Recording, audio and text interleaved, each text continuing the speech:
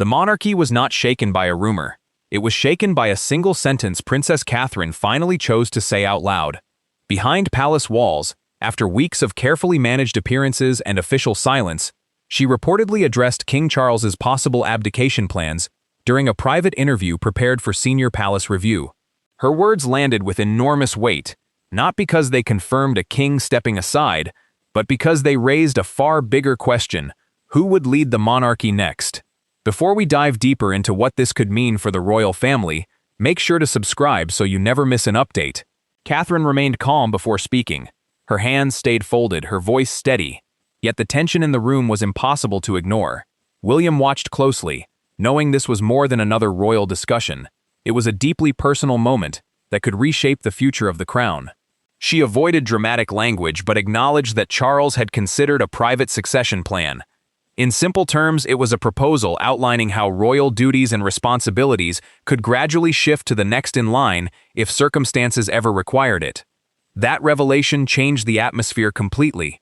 It suggested that the future of the monarchy was no longer a distant possibility. It had become an immediate conversation. Charles reportedly received the news in silence. He listened carefully, removed his glasses, and looked away, as though carrying the weight of a decision few people could truly understand. The plan was described as a private matter, shaped by duty, responsibility, and concern for protecting the institution if his health or strength ever declined. But Catherine's remarks hinted at something even more significant. This was not presented as a rushed emergency response. Instead, it appeared to be a carefully prepared framework explaining how royal engagements, public responsibilities, and leadership could gradually pass to William sooner than many expected. For an institution built on stability, even the discussion of such a transition carried enormous significance. William remained silent throughout. He understood Catherine's intentions, yet he also knew how deeply the disclosure could affect his father. Charles had not simply been confronted with a difficult subject. He now faced the possibility that private family discussions might become part of a much wider public conversation. During a private meeting at Windsor, where senior members of the household reportedly reviewed Charles's future role, William's responsibilities, and Catherine's growing influence, one quiet moment stood out. A senior aide removed a folder from the table without explanation. No questions were asked, and no announcement followed. Yet the gesture left many wondering whether there were still important details that remained behind closed doors. The silence that followed Catherine's comments spoke almost as loudly as the words themselves. Some viewed her as protecting the monarchy by encouraging openness. Others believed sensitive family matters should have remained private until every decision had been finalized. Either way, the conversation exposed how differently each member of the royal family viewed the uncertain road ahead. The reported succession plan affected everyone around the throne. Charles faced the emotional challenge of considering a future beyond the crown. William confronted the possibility of accepting greater responsibility earlier than expected. Catherine found herself carrying the difficult role of speaking about uncomfortable realities. Even Camilla could not ignore the possibility that the monarchy might soon enter an entirely new chapter. Charles worked hard to remain composed, but the strain was visible. After spending a lifetime preparing to become king, he was now being forced to think about one day stepping away from the position he had waited so long to hold. Any discussion of abdication would affect far more than a single title. It would influence the royal family's future, public confidence, and the constitutional process that determines the next monarch. William stood quietly outside his father's room, saying nothing. It was not the responsibility of becoming king that troubled him. He had understood that destiny since childhood. The difficult part was knowing that accepting the crown earlier than expected could also mean watching his father's reign come to an end sooner than anyone had ever imagined. William felt as though the decision was slowly consuming his father. Catherine watched him hesitate and understood the pain hidden behind his silence. She had finally spoken during that private recorded interview, but now the price of telling the truth stood beside her, in the form of her husband. Caught between his duty to the nation and his love for his father, Camilla heard Catherine's remarks from the adjoining room. Her hand tightened around the back of a nearby chair, but she remained silent. She listened as Catherine's words spread through the palace faster than any official announcement ever could. The queen consort understood that whoever shaped the story often shaped the future itself. For years, Camilla had stood beside Charles as a symbol of stability. Now, another woman's voice had become the one everyone wanted to hear. Catherine's name appeared near the top of a confidential transition document outlining who would help maintain public confidence if royal responsibilities gradually shifted toward William. That detail mattered because it showed she was no longer simply supporting her husband behind closed doors. She was being positioned as the emotional link between one reign ending and another preparing to begin. When Camilla noticed her own name placed lower than expected, the disappointment showed on her face before she spoke a single word. The room seemed to understand the situation before anyone openly admitted it. Charles was carrying the burden of letting go. William was carrying the weight of tomorrow. Catherine was carrying the truth. Camilla was carrying the fear of being left behind. As each member of the family absorbed the reality before them, one question became impossible to ignore. What private moment had convinced the king to begin preparing for abdication in the first place? To understand why Catherine finally chose to speak, the story must return to the single private incident that made silence impossible. Every royal crisis has one defining moment that later appears much smaller than it truly was. For this family, that moment reportedly came during a private dinner at Windsor. Charles quietly pushed his plate aside, asked everyone to stop talking about appearances, and calmly said that the monarchy could not survive another year of pretending. Catherine looked at William.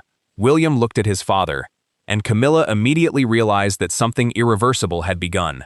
Charles never raised his voice, which made the confession even more powerful. He described the gathering as the Windsor Transition Dinner, a private family meeting intended to discuss public duties, travel schedules, and the growing pressure of maintaining the appearance of stability while those inside the institution were struggling with increasing strain. Within the royal household, a transition refers to the gradual transfer of responsibilities and influence from one generation to the next before the crown officially changes hands.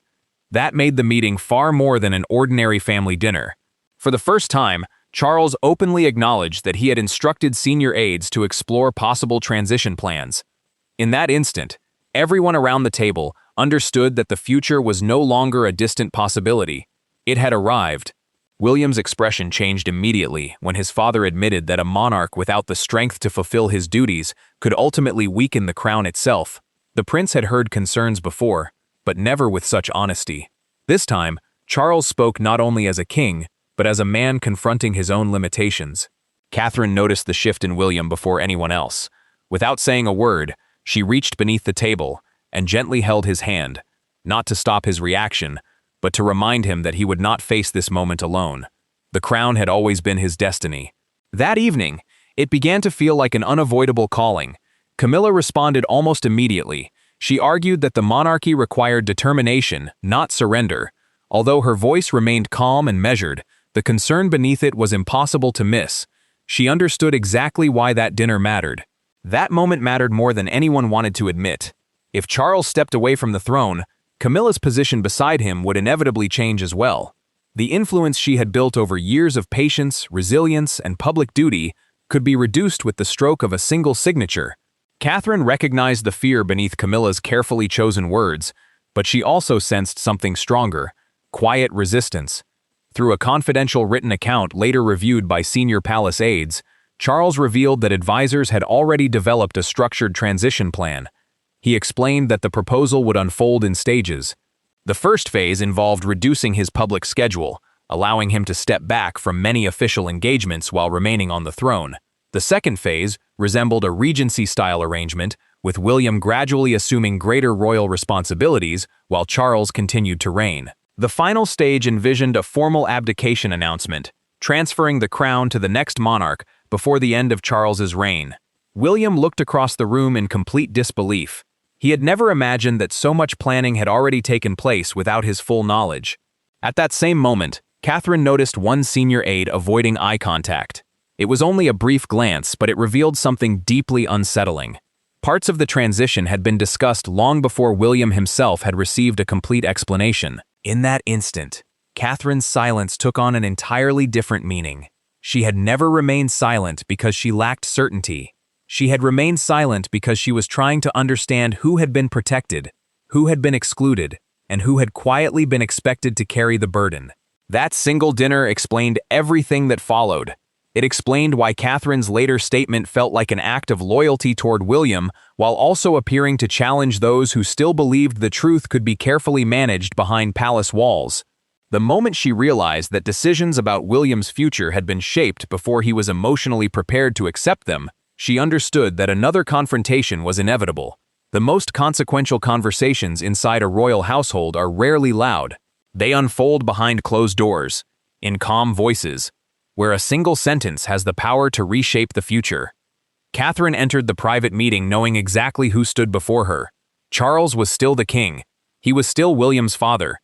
He was still the man everyone instinctively tried to protect, yet she also knew that William had been left to shoulder the consequences of decisions made around him instead of with him. So Catherine asked the question no one else had been willing to ask. This time, she refused to soften the truth. After discovering that significant parts of the proposed abdication timetable had already been quietly prepared, she requested a private audience with Charles.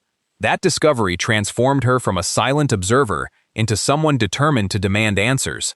An abdication timetable referred to a carefully organized schedule outlining when a monarch might gradually reduce public duties, shift responsibilities to the heir, and ultimately transfer royal authority. That distinction mattered because time itself had become a source of power. Whoever controlled the timetable also controlled how William would be prepared, how Charles would be protected, and how much of the truth would ever reach the public. William remained outside the room. He refused to interrupt. He knew Catherine had not entered to challenge his father out of anger. She had entered because remaining silent had begun to feel like surrender. William understood that the monarchy could never ask him to inherit uncertainty while expecting him to inspire confidence. Yet the situation was painfully personal. Charles was not simply a monarch facing difficult decisions. He was his father. That was the deepest conflict of all. Duty demanded strength. Love demanded compassion. Standing between those two responsibilities felt almost impossible. Inside the room, Catherine looked directly at Charles and quietly told him that the monarchy could not expect William to inherit confusion instead of clarity. Her voice faltered only once, only for a brief moment. Then she steadied herself, refusing to let emotion weaken what she believed needed to be said. Charles slowly leaned back in his chair. For a moment, genuine hurt crossed his face, before years of royal discipline returned. He calmly replied that planning for abdication should never be mistaken for abandoning responsibility. In his view, it was an act of protection. He explained that he had ordered contingency planning because the crown could never appear unstable in public. If circumstances ever required change, William deserved an orderly transition, not a sudden crisis that could damage both the monarchy and the nation. Without speaking immediately, Catherine reached into her folder and placed a marked document on the table. The page had been taken from an internal transition file that had circulated privately among senior palace officials. It listed future responsibilities already assigned to William, responsibilities he had never fully agreed to accept. A transition file was more than a collection of administrative notes. It was a confidential blueprint outlining future appearances, responsibilities, ceremonial roles, and the gradual transfer of royal authority during a major constitutional transition. That detail mattered because it proved William's future had already begun to take shape before he had been given the opportunity to prepare himself emotionally. Charles lowered his eyes toward the document. The silence stretched across the room. Finally, he admitted that senior officials feared public uncertainty if discussions about succession became known too early. That single admission changed everything. Catherine realized the silence had never existed solely to protect Charles. It had also protected the institution itself from confronting the consequences of its own uncertainty. Slowly, the king rose from his chair. Pain remained visible across his face, but now it was joined by quiet determination. Looking toward Catherine, he spoke carefully. Power is never transferred cleanly. Those words carried far more meaning than their simplicity suggested. Catherine immediately understood that the struggle was no longer only about Charles and William. Someone else inside the palace was already positioning themselves for whatever came next. Beyond the closed door, advisors, courtiers, and senior officials were quietly calculating how any transition would reshape influence, responsibility, and authority throughout the royal household. An abdication is never simply a personal decision. It becomes an intricate system of planning. It involves schedules, legal documents, signatures, titles, public appearances, private meetings, Offices reassigned, responsibilities redistributed, names moving higher or lower on confidential lists that few people ever see. Yet beneath every carefully drafted document stood real people.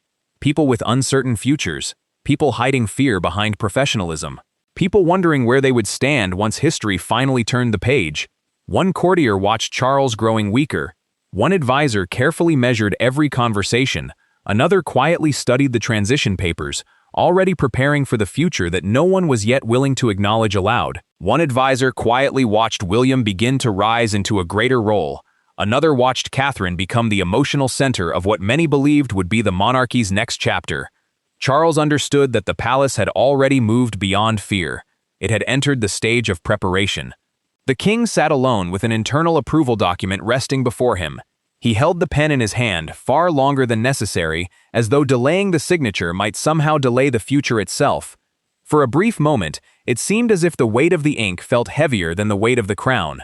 Behind the scenes, the palace transition team, a small group of senior officials responsible for planning how royal duties, public messaging, and ceremonial responsibilities would shift during a major constitutional change, had already begun reviewing every detail of the transition. They examined patronages, they reviewed state appearances, they adjusted travel schedules, they revised speeches. Patronages, the charities and organizations officially supported by members of the royal family, carried far more significance than many people realized. Whenever those responsibilities moved from one royal to another, they signaled where influence, visibility, and long-term leadership were gradually being redirected. If too many of those responsibilities shifted too quickly, the public would inevitably recognize that the balance of the monarchy was already changing. At the same time, William's office quietly received expanded authority. There was no ceremony, no public announcement, no dramatic declaration. Yet the silence surrounding the decision made it even more significant. William was no longer simply preparing for a future that might come years later. He was gradually being entrusted with the responsibilities of leadership before the crown had officially reached him. Inside the monarchy, authority does not always arrive through a coronation. Sometimes it arrives through private calendars, confidential briefings, official correspondence, and the quiet power to approve speeches before they are delivered to the nation. As William's influence steadily expanded, Catherine's importance grew just as rapidly. Senior officials increasingly viewed her as the person capable of making a difficult transition appear calm rather than chaotic. She was becoming the reassuring face that could transform uncertainty into stability. Following one planning session, Camilla remained alone in the room. Slowly, she removed her reading glasses and sat in silence. During the meeting, she had noticed Catherine's name positioned at the very center of a confidential transition chart. The document outlined which senior royals would lead key public engagements as Charles gradually stepped back from many of his official responsibilities. That chart represented far more than a list of assignments. It revealed where trust had been placed. Catherine's name appeared wherever unity, reassurance, and public confidence would matter most. Camilla saw it immediately. She understood exactly what it meant. And for the first time, she felt the ground shifting beneath her. The queen consort had spent years earning public acceptance beside Charles. Now another woman's calm presence was quietly becoming the monarchy's strongest source of confidence. Eventually, Charles lowered his pen and signed the document. Then he hesitated. For several seconds, he simply stared at the page before handing it to the waiting aide. The king seemed painfully aware that one signature might strengthen the institution he had devoted his life to serving, while simultaneously taking away part of the purpose that had defined him. According to an internal briefing later reviewed by senior officials, one advisor warned that if Camilla opposed the transition, whether publicly or privately, the palace would continue moving forward regardless of her position. The message was unmistakable. Status alone could no longer stop the process. The machinery had already begun moving. It no longer depended on any single individual. William was gaining greater responsibility. Catherine was gaining greater trust. Charles was gradually surrendering pieces of his authority. Camilla was losing the certainty she had fought so hard to achieve. The transition was no longer confined to confidential folders. It had begun reshaping offices, schedules, responsibilities, relationships, and loyalties. The first sign that everything was changing did not appear in newspaper headlines. It came with the quiet sound of a closing door. A senior aide left Charles's office carrying a newly revised schedule. Within minutes, the atmosphere throughout the palace felt different. Telephone calls were postponed. Briefing papers were rewritten. Meetings were quietly rearranged. Members of Camilla's staff immediately began asking questions. William remained silent far longer than anyone expected, and Catherine, having chosen to speak honestly, now faced the painful reality of watching that honesty affect everyone she loved. Charles understood that the revised schedule represented far more than a list of appointments. It had become a silent confession. Several of the king's upcoming engagements were quietly reduced. In their place, William was assigned a series of increasingly visible public appearances. Not dramatic occasions, not constitutional ceremonies, but carefully chosen events that subtly signaled to the country where the future of the monarchy was beginning to take shape. Public engagements carry enormous importance within the royal family. They include official ceremonies, charitable visits, state occasions, and national commemorations. Each appearance communicates confidence, continuity, and leadership. If Charles appeared less frequently, people would naturally begin wondering why. If William appeared more often, they would begin seeing the outline of a transition before anyone officially acknowledged it. The palace attempted to soften those changes through carefully crafted language and measured public messaging.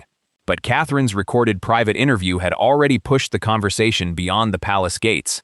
The questions could no longer be contained. When William finally received the revised schedule, he studied every page in silence. Then he gently placed it back on the table. As he looked through the appointments, he realized that every reduction in his father's responsibilities was being replaced by another expectation placed upon him. Line by line, duty by duty, appearance by appearance. The realization unsettled him more than he expected. Catherine stood quietly beside him. Outwardly, she remained composed. Internally, the weight of everything had begun to show. She knew that by choosing honesty, she had unintentionally accelerated the very future she had hoped might still arrive more gently. Catherine had spoken to protect William from secrecy. Yet now that very act of protection felt painfully sharp. The monarchy needed clarity because hidden transitions create uncertainty, speculation, and fear. But clarity came with a cost, and William was now looking directly at that cost written across the official papers placed before him. Camilla acted before the palace could contain her frustration. After discovering that her name had been removed from a key transition reception, a formal royal gathering intended to project unity and stability during a major constitutional change, she confronted one of the senior aides. She understood exactly why the decision mattered. A reception was never simply a room filled with distinguished guests. It was a public signal of who remained at the center of the monarchy's next chapter. Camilla demanded to know who had authorized the change. The aide hesitated, long enough to answer the question without truly answering it. That silence spoke louder than any explanation. Charles refused to reverse the revised schedule. His decision made one reality unmistakably clear. The transition plan was no longer a theoretical discussion. It was no longer a confidential contingency reserved for uncertain days. It had entered its first stage of implementation. The king had crossed the line between preparing for the future and actively shaping it. Even his own personal pain could no longer turn the process back. Catherine watched the consequences spread throughout the palace, from one office to another, from whispered conversations in private corridors, to carefully guarded expressions during official meetings. She realized that speaking the truth had not repaired the institution. It had exposed every crack that had been hidden beneath years of careful appearances. Yet the greatest change was not unfolding inside palace offices. It was not happening within revised briefing papers. Nor was it found in the increasingly tense conversations surrounding Camilla's staff. The deepest change existed somewhere far quieter. It lived in the silence shared between William and Catherine, a silence no advisor could manage, no official statement could soften, no carefully written speech could erase. Before the nation could understand where the monarchy was heading, William and Catherine first had to decide what kind of future they were willing to accept. For the first time, they found themselves completely alone. There were no courtiers, no advisors, no prepared talking points, no polished royal language. Only a husband and wife confronting the future that had slowly been moving toward them for years. The crown no longer felt like a distant responsibility waiting somewhere ahead. It had entered their home, their marriage, and the future their children would one day inherit. Catherine had spoken because remaining silent no longer felt possible. William listened because he understood that whatever choice came next might shape his reign before it had even begun. For a long time, William said nothing. He had deliberately stepped away from palace officials, advisors, and family expectations because this conversation could never survive formal language. Within palace planning, a contingency refers to a carefully prepared course of action designed for a crisis before anyone publicly acknowledges that the crisis exists. That distinction mattered because Charles's abdication preparations had stopped being a distant emergency plan. They had become a deeply personal moral question. If William accepted the transition too quickly, some would inevitably believe he had pushed his father aside. If he rejected it entirely, the monarchy risked becoming trapped in even greater secrecy and uncertainty. Catherine made no attempt to pretend the decision had been easy. Quietly, she admitted that she had been terrified of hurting Charles. For a brief moment, emotion caught in her voice. But she confessed that she feared silence even more. She feared watching William inherit unanswered questions, hidden timetables, private agreements, and decisions made around him instead of with him. That was why she had finally spoken during the recorded private interview. She believed that difficult truth was ultimately less dangerous than carefully controlled silence. Even so, she fully understood that honesty carried consequences. And now William was standing before her, carrying every one of them. When William finally responded, there was no anger in his voice, only sadness. He told Catherine that he never wanted to inherit the crown through his father's suffering. He did not want the beginning of his reign to feel as though a son had benefited from the struggles of the man who had raised him. Yet he also knew that the monarchy could not continue asking everyone to pretend the transition existed only on paper. The institution must be built on service, he said quietly, not on preserving appearances. As Catherine listened, she recognized something she had not heard before. The future king was beginning to speak with his own conviction, not as an heir, not as a prince, but as the leader he would one day become. Catherine searched for steadiness. William searched for courage. Together, they reached the same conclusion. If the transition eventually came, it had to be handled with honesty, with dignity, with careful planning, and with duty placed above fear. A royal transition represents the gradual transfer of responsibility from one reign to the next. It matters because the nation must see confidence rather than confusion, continuity rather than panic. William agreed that a clearer path forward was necessary, but he placed one condition above every other. Charles had to be protected. He had to be treated first as a father, and only then as a monarch, never as an obstacle to be removed. That decision quietly changed everything between them. The atmosphere in the room felt lighter, not because the uncertainty had disappeared, but because, for the first time, they were no longer carrying it alone. Catherine had not pressured William into accepting the future. She had simply given him the truth he needed in order to choose it for himself. She had not guided William toward power. She had guided him toward truth. Catherine had not encouraged the prince to replace his father. She had helped him confront a reality that neither of them could ignore any longer. William had not turned away from Charles. Instead, he chose to honor his father by refusing to allow secrecy to define the final chapter of his reign. That quiet moment of unity between William and Catherine became the true turning point, and by the following morning, the world had begun to sense that something historic had changed. The palace could carefully manage documents. It could revise schedules. It could prepare official statements. But it could never control the emotion that had now spread far beyond the palace gates. By sunrise, what had begun as a private family crisis had become a national moment. Outside Buckingham Palace, people gathered in unusual silence. They stood before gates that had witnessed royal weddings, state celebrations, national mourning, jubilees, and generations of history. This time, however, there were no celebrations, only quiet anticipation. Then came the newspaper headlines.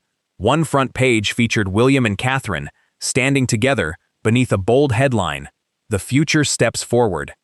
Another displayed a solitary photograph of Charles, with a single question beneath it, not whether he remained king, but whether he should continue carrying the responsibilities of the crown. Catherine watched the coverage without saying a word. She had broken her silence during a recorded private interview. Now those words no longer belonged to her. They belonged to millions of people who had never witnessed the private pain that had inspired them. Buckingham Palace, the principal working residence of the British monarch in London, has always represented the visible heart of the monarchy. Whenever history appears to be unfolding, it becomes the place where the nation gathers. On this occasion, The crowd did not cheer. They simply waited. That silence carried enormous meaning. It revealed that people understood this was no longer merely a constitutional discussion. It had become a deeply human story. Charles was no longer viewed only as a reigning monarch considering difficult decisions. He was being seen as an aging father, a man carrying enormous responsibility, while an entire nation quietly wondered how much strength remained. William stood beside Catherine throughout the morning. He never reached for the television remote. He never tried to silence the broadcasts. He never attempted to explain away the headlines. Instead, he watched in silence.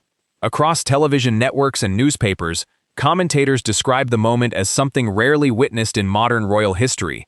The carefully managed plans of the monarchy had suddenly become emotionally visible to the public. A royal transition path refers to the structured process through which responsibilities, public duties, ceremonial roles, and authority gradually move from one reign toward the next before the crown officially changes hands. That explanation mattered because the public could now clearly see what the palace had worked so hard to manage behind closed doors. The future was already moving steadily toward William, and Catherine had become the voice that made denying that reality impossible. Charles listened quietly as reports of the public reaction reached him. He had expected criticism, perhaps anger, perhaps accusations. Instead, one image affected him more deeply than anything else. Outside the palace gates, an elderly woman stood holding a small bouquet of flowers. Looking toward the cameras, she quietly said, "He gave what he could. Now let him rest." Those simple words struck Charles harder than any hostile headline ever could. They were not spoken with resentment. They were spoken with compassion. Yet hidden within that compassion was something equally powerful: a farewell. Charles understood in that moment that public sympathy can be both comforting and heartbreaking. It honors a lifetime of service, but it also quietly acknowledges that an ending may already be approaching. Later, Catherine looked once more at the morning newspaper. "The future steps forward." The headline placed her beside William as the faces of the monarchy's next chapter. She felt the full weight of those words settle over both of them. Soon afterward, palace officials released a carefully worded statement praising Charles's decades of public service. Yet between the carefully chosen phrases, one important detail became impossible to miss. Preparations for a reduced schedule of royal duties had already begun. Reduced duties meant fewer official engagements, fewer public appearances, and a gradual transfer of everyday responsibilities. That distinction mattered because it confirmed the transition was no longer simply an internal discussion hidden inside confidential meetings. The process had quietly begun. The country accepted the news with sadness rather than panic. People reflected more than they reacted. William was no longer simply the heir patiently waiting for the future. He had become the figure gradually preparing to carry it. Catherine was no longer seen only as the princess standing faithfully beside him. She had become a source of reassurance during a period of uncertainty. Charles was no longer viewed solely as the monarch wearing the crown. He was increasingly seen as a man preparing to leave behind a lifetime of duty with dignity.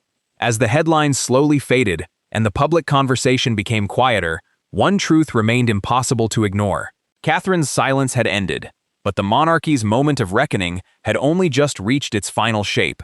In the end, Catherine's words did not weaken the institution. They forced it to face itself honestly, without ceremony, without carefully managed appearances, without the protection of silence. Charles was never revealed as a weak king. He was revealed as a deeply human one. William was not elevated through triumph. He was prepared through sacrifice. Camilla was not simply pushed aside. She found herself confronting a future she could neither predict nor control. And Catherine, remaining calm while everything around her shifted, became the voice that transformed guarded silence into difficult truth. Charles did not embrace that truth immediately. He accepted it gradually. That slow acceptance gave the ending its greatest emotional strength. Over time, he stopped viewing discussions of abdication as an attack upon his dignity. Instead, he began seeing them as one final responsibility entrusted to him, one last opportunity to protect the institution he had spent his entire life preparing to serve. Abdication planning refers to the careful preparation for a reigning monarch to step away from the throne while still alive. Its purpose is not simply to transfer authority, its purpose is to preserve stability. That distinction mattered because the monarchy has always depended upon public confidence, not merely on tradition, not only on ceremony, but on the enduring belief that, Whatever challenges arise, the crown remains larger than any one individual who wears it. The monarchy has never survived on tradition alone. It survives on confidence. Charles understood that truth more clearly than anyone. If he remained on the throne simply to prove his strength, he risked weakening the very institution he had spent his life promising to protect. But if he chose to step back with dignity and purpose, he could transform what looked like surrender into one final act of service. William never stood before his father as an impatient heir waiting for a crown. He stood before him as a son carrying love, grief, respect, and duty all at the same time. Without speaking, Charles placed one hand gently on William's shoulder. It was a simple gesture, yet it expressed more than any carefully written royal statement ever could. It carried an apology for the secrecy. It offered permission to embrace the future, and it quietly said goodbye to the version of father and son that had existed before the weight of the crown came between them. William lowered his eyes for only a moment, not because he lacked strength, but because he understood that the beginning of his own reign would also mark the end of something deeply personal. He would not simply inherit a throne, he would inherit the responsibility that his father had carried for decades. Standing nearby, Catherine remained calm despite the emotion written across her face. She knew the recorded private interview had changed the course of the family's future forever, but she also knew that remaining silent would have carried an even greater cost. Her words had undoubtedly caused Charles pain, yet they had also protected William from inheriting a future shaped by hidden plans, unanswered questions, and decisions made without him. That mattered because truth inside a family can feel painful in the moment, but secrecy inside a monarchy can slowly become far more destructive. Catherine had not broken the palace. She had broken the fear that had kept everyone standing still. Camilla accepted the transition with the quietest and perhaps the most difficult form of dignity. She realized that events would continue moving forward, whether she accepted them or not. For the first time, she understood that she would no longer control the center of the monarchy's story. That realization marked the gradual end of the influence she had spent years building beside Charles. A royal transition is more than the transfer of titles. It is the careful passing of responsibility, of public trust, of leadership, and of the confidence that binds one reign to the next. That mattered because every member of the royal family now had to discover where they belonged in the chapter that was beginning. Camilla had fought tirelessly to earn her place beside Charles, but the future was steadily forming around William and Catherine. In time, the palace settled upon a path designed to preserve both dignity and stability. Charles would gradually reduce his public responsibilities. William would slowly assume a greater share of leadership. Catherine would become the reassuring presence connecting one reign to the next, and the conclusion that emerged was unmistakable. The monarchy endured not because it concealed difficult truths, it endured because it ultimately found the courage to confront them. The transition plan became more than a discussion about succession. It became a painful but necessary moment of renewal. The crown did not truly change hands in a single ceremony. Its spirit began to change long before that. It changed when silence was broken, when difficult truths were finally spoken, when pain was acknowledged instead of hidden, and when duty found new meaning through honesty rather than fear. Thank you for watching. If you enjoyed this video, please leave a like, subscribe to the channel, and turn on notifications so you never miss another update. We'll see you in the next video.